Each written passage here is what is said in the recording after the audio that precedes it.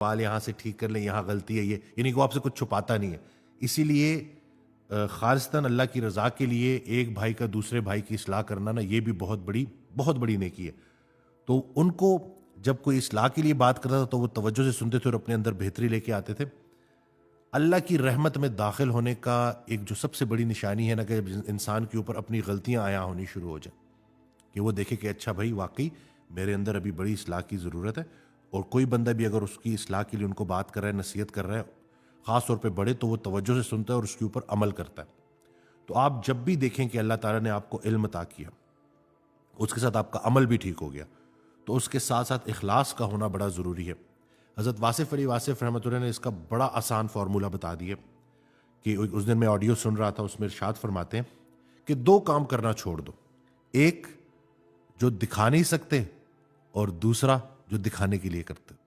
یعنی کہ تنہائی میں کیے ہوئے غلطیاں، گناہ کے، جس میں آپ کو پتہ ہے کہ جیسے اشفاق احمد صاحب کی بڑی پیاری بات ہے کہ گناہ کرنے سے پہلے بندہ ادھر ادھر دیکھتا ہے، اوپر نہیں دیکھتا. تو اپنی تنہائی کو کلمہ پڑھانا ہے، اپنی تنہائی کو مومن کرنا ہے. تو ایک تو وہ کام چھوڑ دو جو دکھا نہیں سکتے، ٹھیک ہے، زندگی میں جو ہے آسانی ہو جائے گی، اخلاص آ جائے گا. دوسرا جو کام دکھانے کے لیے کرتے ہو وہ چھوڑ دو، یعنی کہ دکھاوے کے لیے. آج کل سوشل میڈیا کا دور ہے، نیکی کر فیس بک پہ ڈال، اور اس سے لوگوں کے اندر نا اپنی ایک تعریف پیدا ہو جاتی ہے کہ وہ اپنے آپ کو بہت بڑا سمجھنے لگتے ہیں.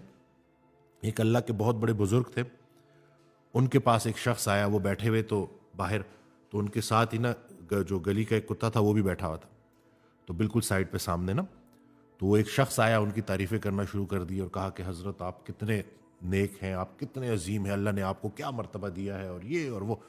تو وہ اتنی ان کے اوپر وہ تعریف ناگوار گزری کہ انہوں نے اس شخص کو روکنے کے لیے کہا کہ میں کہاں اچھا ہوں، مجھ سے تو یہ گلی کا کتا اچھا ہے جس کا حساب نہیں ہوگا.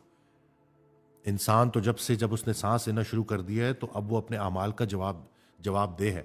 اور جو سچی نیت کے ساتھ اللہ کے لیے نیکی کرتا ہے اس میں تکبر نہیں آ سکتا، وہ دوسروں سے تعریف نہیں وصول کرتا.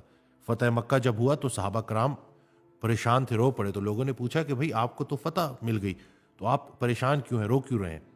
تو انہوں نے جواب دیا کہ ہمیں ڈر ہے کہ کہیں اللہ نے ہماری دنیاوی کوششوں کا جو محنتیں ہم نے کی اس کا نتیجہ دنیا میں تو نہیں دے دیا.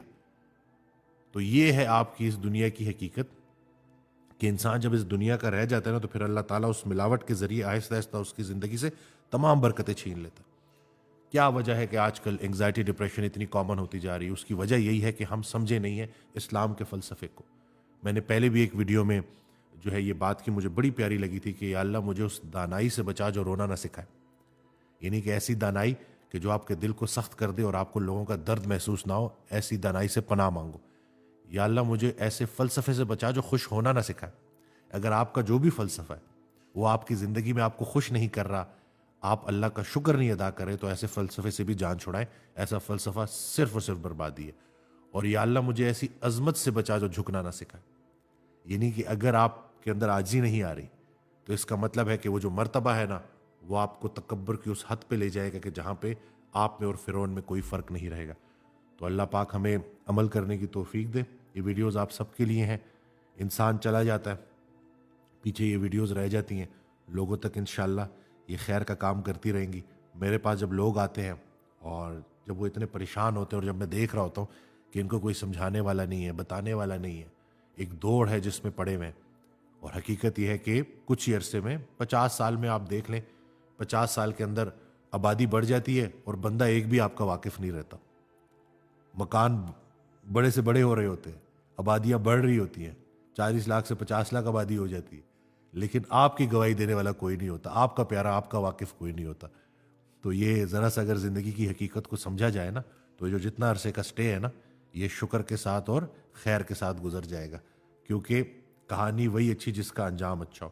اور انجام کن کا اچھا ہوگا؟ جو خالصاً اللہ کی رضا کے لیے نیکی کرتے ہیں، مشکل آئے تو اس پہ صبر کرتے ہیں، نعمتوں میں لوگوں کو شریک کرتے ہیں اور عاجزی کے ساتھ زندگی گزارتے ہیں. تو بس اللہ پاک عمل کرنے کی توفیق دے. ویڈیو شیئر کرنا نہ بھولیے گا. کوئی ٹاپک جس کے اوپر آپ ویڈیو بنانا چاہتے ہیں ہم سے تو ہمیں ضرور بتائیے گا. دعا میں یاد رکھیے گا. اللہ حافظ.